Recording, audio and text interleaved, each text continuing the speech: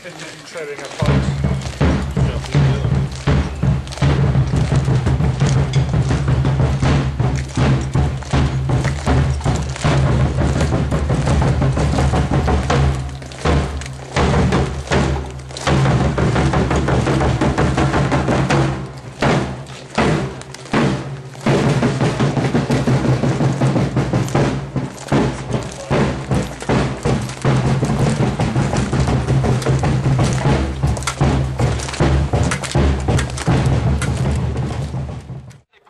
That match will go into the pan that they loaded at the start.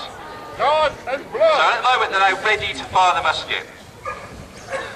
Face to your right, about! You want to quickly?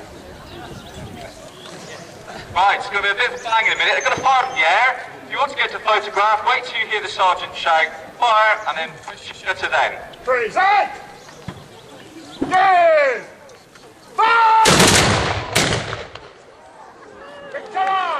Now that's only 16 musketeers. Don't get entangled. Lay down your pipe! Got to go through all the motions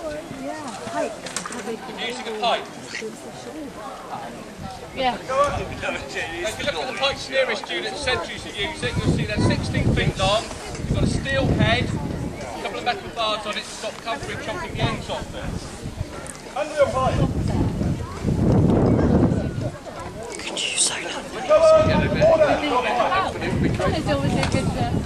This is the order position. You can stand around and wait for orders. And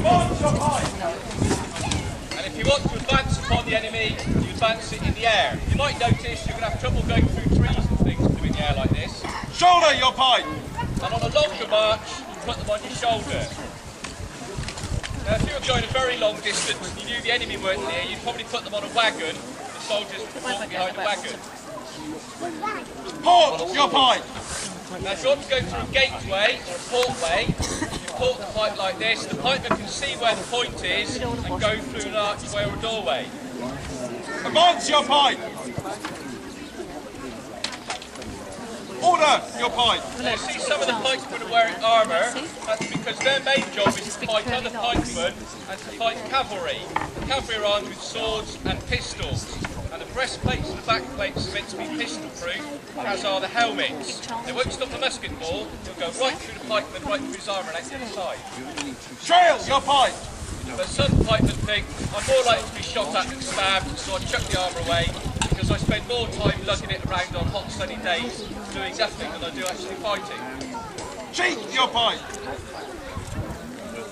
Now, if you're on sentry duty, you're supposed to be able to stand guard like this, with a pipe. In reality, they'd probably be given some sort of pole arms, called a bill.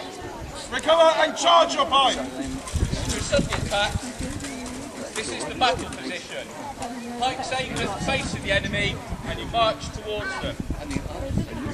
Recover your pike at close order and charge for horse! And these are a range of the instruments I would use in my day-to-day routine of looking after the soldiers. Common injuries for soldiers in battle situations would cause serious wounds to the limbs, and limbs that could not be repaired had to be removed. And I have a set of instruments here. This is the flesh knife, and the cutting edge is on the inside.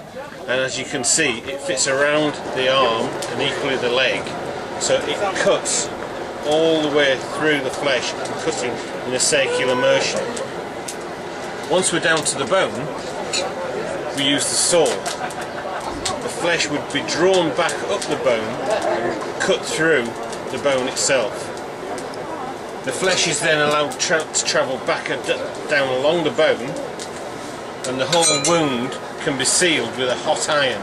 So the hot iron would be applied to the stump to seal the bleeding. That's rather extreme surgery. I have a jar here containing leeches for helping curing illnesses, and these leeches would just draw bad blood away from any infected areas. Another common problem, bad teeth. I would draw teeth from the soldiers.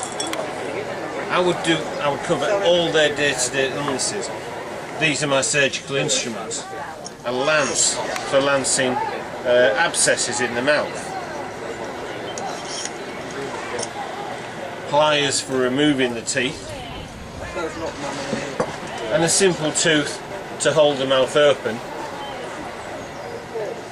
while I'm pulling the teeth. Basic tools for any surgeon are scissors,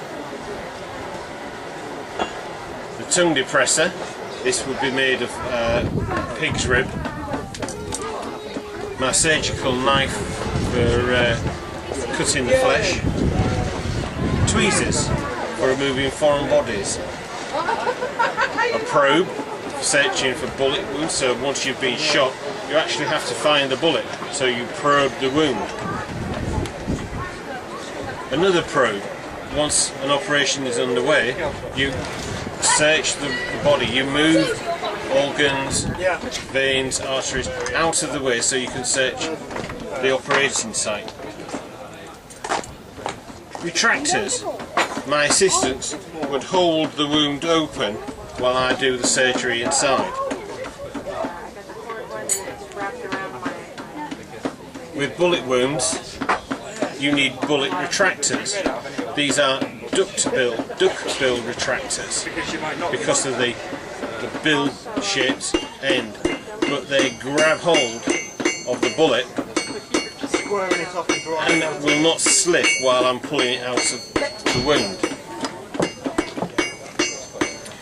I can do very delicate operations, ophthalmic surgery, where I can remove cataracts. This instrument goes over the eye and stops the patient blinking, whereas this is the small knife for removing the cataracts.